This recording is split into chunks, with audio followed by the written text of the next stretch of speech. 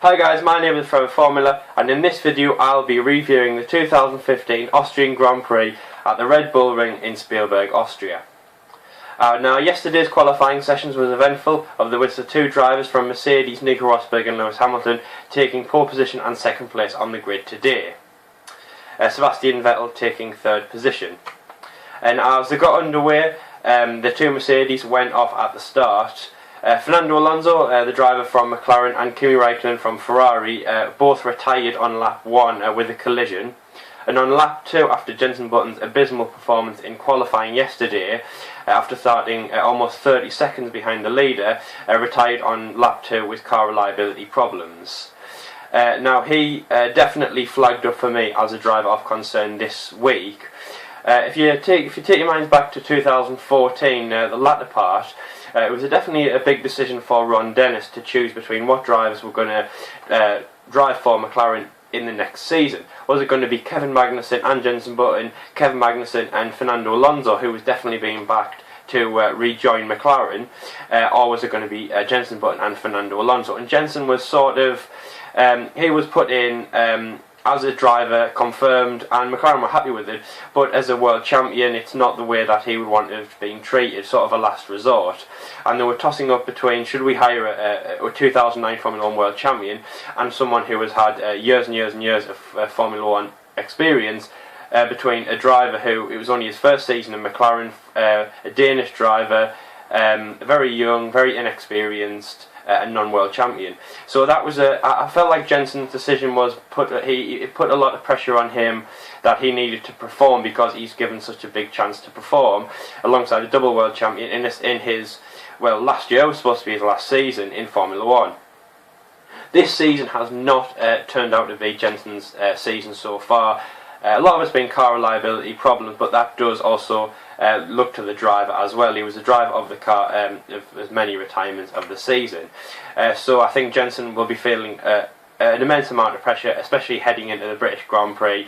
The home race for McLaren, definitely trying to up his game, but hopefully try and get the car.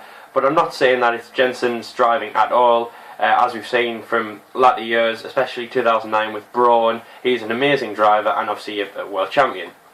Likewise for Fernando Alonso, double world champion with Renault, back-to-back world champion in 2005 and 2006. It's not down to his driving, but it's obviously something that he will have to look at. Again, one of the seasons it might be getting towards the end of his career. Anyway, moving on through the race. The Red Bulls, their home race, didn't actually have that big. Daniel Kvyat finished 12th in the race, and Daniel Ricciardo finished 10th. Now only 14 drivers finished the race, with a lot of retirements. Now on the commentary from Sky Sports F1 and other various commentators through the world have been saying that it wasn't the most eventful race in Formula 1, it should be more exciting, but there was overtaking, there was action, there was sort of, it was an on-your-seat moment like we have seen in Formula 1, but I do agree from one of the things, myself I watched it on Sky Sports F1, the commentators such as David Croft have been saying that, via Twitter, people have been saying that the Formula 1 race needs to be more exciting, and I do agree, but there was some great overtaking moves in that. One of the teams that really sort of performed for me was Williams. Now Williams have had a fantastic season last year, third in the overall Constructors' Championship, and this year they're also sort of making their stamp on it. Now, as I told you before the weekend on my preview video, Felipe Massa definitely catches my eye and is really a standout race. It's the only race that I think of 2014 Austrian Grand Prix, getting pole position and doing fantastic in the race. Really showed that he is a driver, like he's a fantastic driver like he was at Ferrari.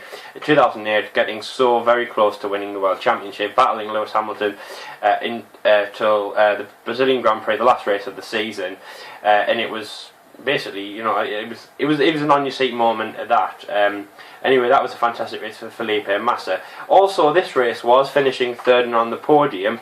Valtteri Bottas finished fifth with some very, very good overtakes, overtaking drivers such as Nico Hülkenberg, the winner of Le Mans. A fantastic drive by him, and Valtteri is definitely a driver where teams will be looking out for him.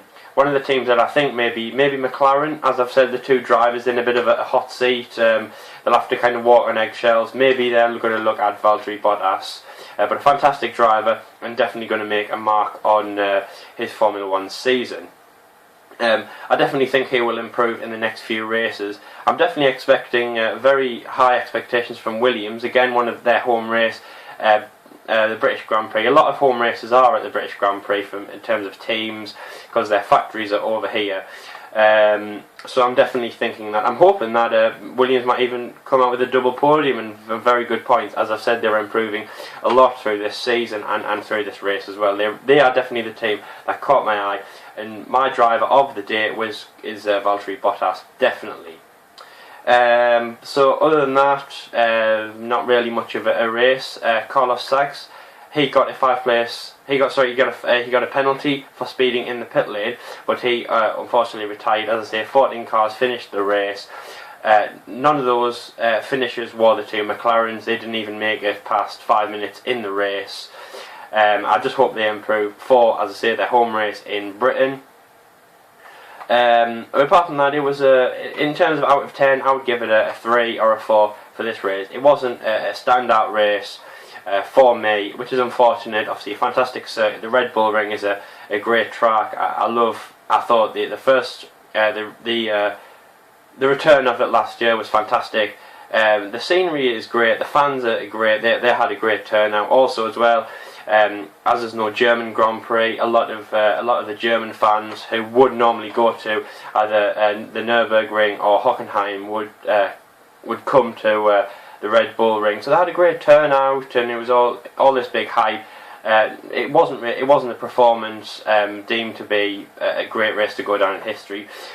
But anyway, that was the 2015 Austrian Grand Prix.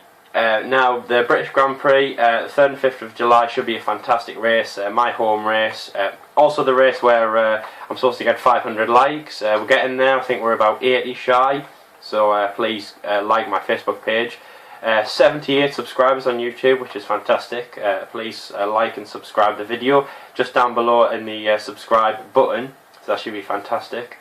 Anyway, so that was the Grand Prix, and I'll keep you updated leading up to the British Grand Prix. So thanks for watching, and I'll see you later.